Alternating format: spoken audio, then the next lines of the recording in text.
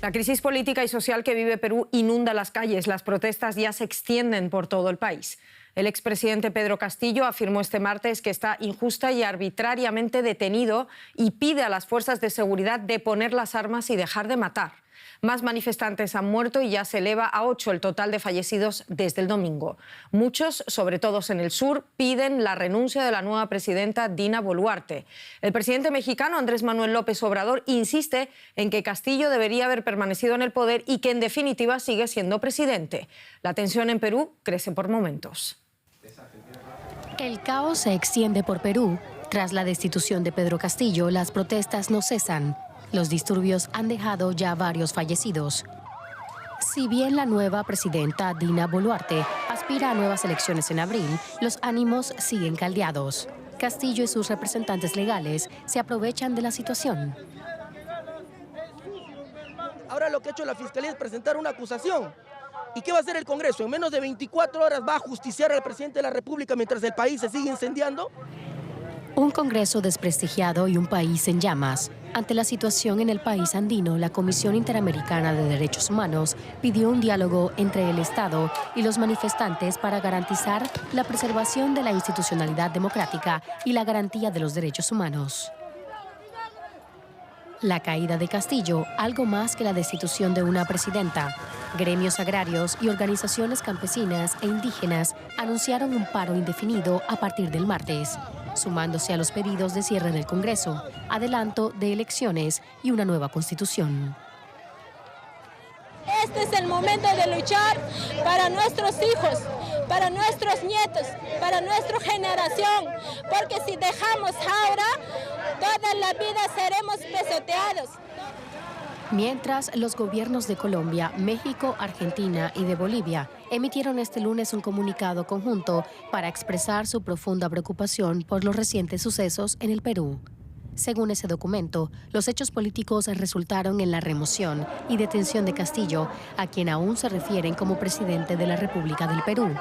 Una postura que da alas a los seguidores de Castillo. Vamos a hablar un poco más de esas posturas. Las protestas que estallaron en Perú contra la presidenta Dina Boluarte y el Congreso aumentan en su nivel de violencia. Rosemary Cueva en Lima. Boluarte también decretó el estado de emergencia en el sur, Rosemary, donde más resistencia encuentra su ejecutivo. ¿Cómo transcurre la jornada de este martes allí y en otras partes del país? ¿Quiénes son los que salen a las calles? Las protestas continúan y se han generalizado a nivel nacional, especialmente, como mencionas, en la región sur del país, en regiones como Apurímac, Cajamarca, Cusco, Puno y Abancay.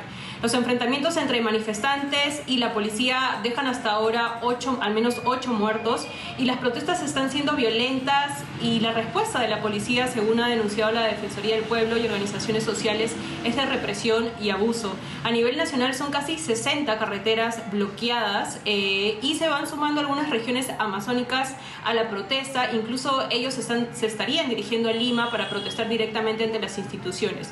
¿Quiénes son los que salen a marchar en la región sur? Principalmente organizaciones campesinas, frentes rurales, mineros, el sector agrícola, organizaciones indígenas, entre otras más. El principal pedido, el pedido común de estos manifestantes es que se cierre el Congreso y que haya un adelanto más anticipado de las elecciones.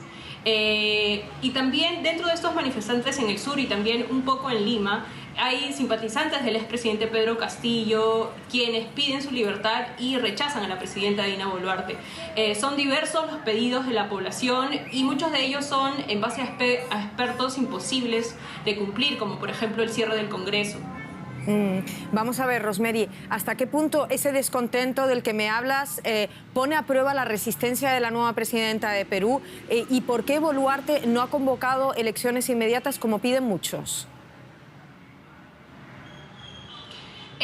Según analistas, las elecciones no pueden ser inmediatas porque hay plazos que se tienen que respetar dentro de la Constitución.